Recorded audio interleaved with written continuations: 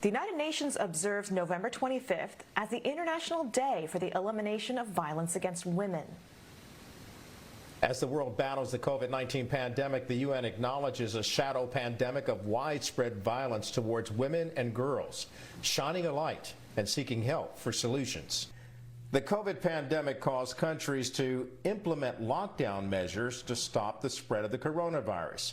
The UN reports an unintentional consequence of those safety measures exacerbated the spread of another kind of deadly virus. Those of us who are victims of violence, those of us who are burned, some with acid, those of us who ended up in a coma and with sequels, we are invisible to the state. I want to make this violence visible and make them understand that we are here, that we exist, and that we will not be silenced. Hate towards women. Domestic violence is up in some countries. Calls to the helplines have increased fivefold. Other forms of violence against women have been seen in the U.S. withdrawal from Afghanistan. Emboldened Taliban soldiers began publicly beating women on the streets merely for standing up for their rights to be respected and educated. It always seems like we're a chess piece for people, and the reality is Afghan women, the only stereotype I think that's true is the fact that they're all advocates for themselves.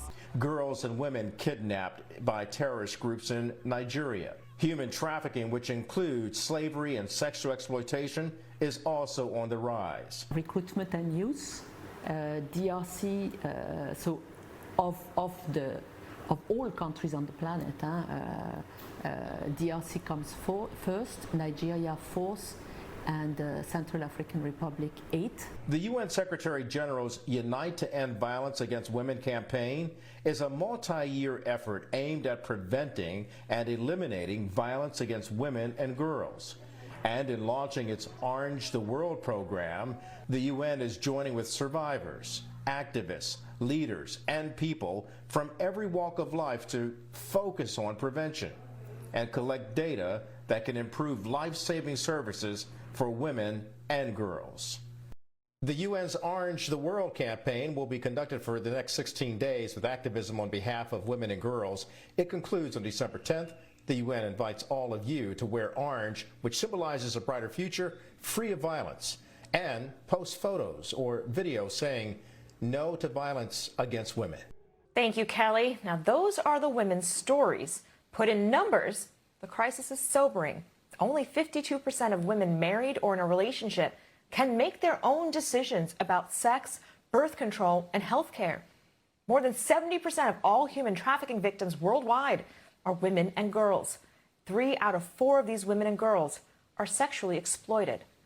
But they are not victims, they are survivors, and many are fighting back. Joining me now is foreign policy expert Joanna LeBlanc. Joanna, I appreciate you joining us tonight. We see this crisis unfolding. How much worse has it gotten for women and girls in the pandemic? I think obviously during the pandemic, due to a lack of access to resources, employment, and various other opportunities, you saw that women were violated at a much higher rate, and so forth. But I think another area that we have to look at is the child marriage. Child marriage is a global phenomenon that impacts roughly 10 million girls annually. We are talking about girls as young as 7 who are forced into marriage due to cultural norms, the weakness of the rule of law, and economic vulnerabilities in various societies across the world. I joined this fight against child marriage when I was a law student at IU McKinney School of Law, where I was based at the University of Cape Town in South Africa.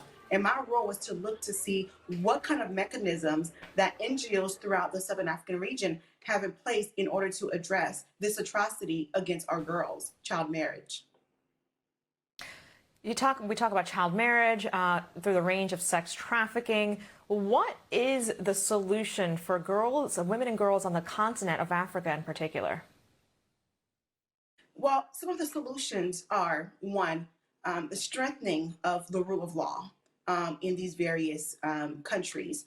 I was very pleased recently when President Ramaphosa made an announcement that the country will go after perpetrators of human rights violators, in particular violations against girls and women much harsher and provide services such as social services, access to education, and so forth to ensure that girls and women are able to contribute to the development of these various societies. Because what happens when you have girls who are victimized, who are rushed, or who are forced into marriage at a young age, you actually undermine that particular society because we don't get to take advantage of this girl's potential because she was forced into marriage so early on. So it is in the best interest of societies across the world to ensure that girls are girls.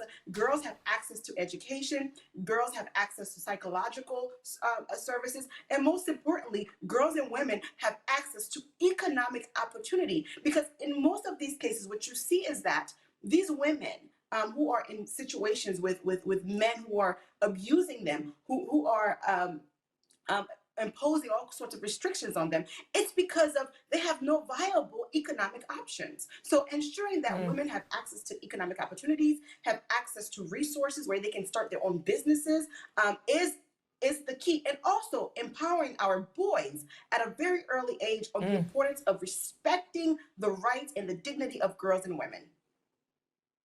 And Joanna, there is something also to be said for the power that women have when they gather as a group, right? In many places, women actually make up the majority of the population. As you saw, those were women in Afghanistan protesting against the newly installed Taliban government. What is the power of protest? What is the power that women do have to take action? Women hold a great deal of power. For example, when I was living in Eswatini, back then it was called the Kingdom of Swaziland, I was working for an organization called Women in the Law, and we were fighting the government, the parliament, to implement legislation that will criminalize raping of women who are married. And I have to tell you this, it was tough, it was hard. But ultimately, the women did get what they wanted. So, some of these societies are very slow to move to progress, to change the rule of law, and to foster a system and an environment that is inclusive, where all women are able to contribute to the development of a given society. But if women continue to fight, continue to protest, continue to galvanize themselves and unite with other women in different parts of the world, and because I think united and together, women can accomplish a great deal of success. While I can say that it's been a slow success in terms of implementing laws and on the books to protect women, but we've made some strides internationally speaking. And I think the more that women raise their voice, the more that we work together, the faster that we can see some of these things, some of these policies change to ensure better opportunities for women and girls. There is also the opportunity that women have and have used in the past, which is to engage together now over using internet and social media and have that be the backbone of many protest movements. We know Black Lives Matter movement led by women here in the United States. You can go back in history and see that women have often been at the forefront of getting rights for a broader group of people. Yeah, absolutely. Like you said, we saw how we were able to effect change here in America when it comes to some social policies. So I think social media is an incredibly powerful tool if it is utilized properly to connect with women all across the world and to put the message out there about why is it important to protect and to defend the rights of girls and women. And again, I cannot emphasize enough on the importance of this. The boys have to also be a part of this conversation, a part of the strategy, because it is those boys who are going to become men who are, in some cases, become oppressors, right? But if those boys are provided with the appropriate training and exposure early on through school, by their parents, by their communities, I think that we will be in a better place in the long term. And also have boys and have men be leading some of these efforts on social media to raise awareness to the issues impacting some of society's most vulnerable, which is our girls. Indeed, men can be the problem or they can be part of the solution. Foreign policy expert Joanna Absolutely. LeBlanc, thank you for joining us tonight.